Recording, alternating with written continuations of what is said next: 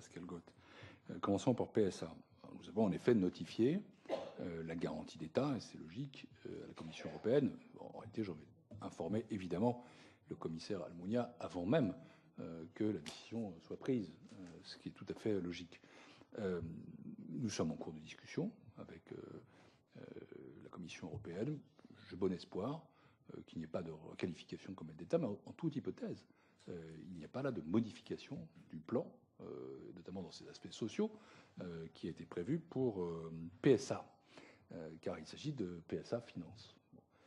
Pour le reste, ce groupe que je connais bien, puisque ma circonscription, c'est Montbéliard, Sochaux, Valentigney, Audincourt. Donc, j'ai une petite usine dans cette circonscription, la plus grande de France en réalité, puisqu'elle emploie encore 12 000 personnes. Je suis très attaché à l'avenir de ce groupe. Je pense qu'il a sans doute des inflexions stratégiques qu'il a engagées, qu'il poursuivra, mais il a un avenir.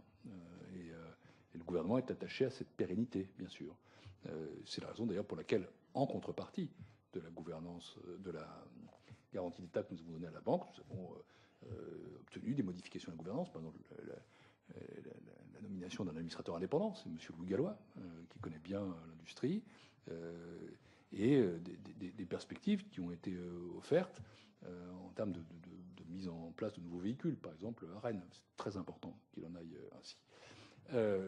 Sur les taux d'intérêt du crédit bancaire, il n'y a pas de hausse forte en vue, ni la politique de la Banque centrale, ni la politique que nous menons en France, ni la crédibilité budgétaire qui est la nôtre ne laissent prévoir cela. Nous avons dans nos prévisions prévu une éventualité d'une normalisation progressive, par précaution en quelque sorte.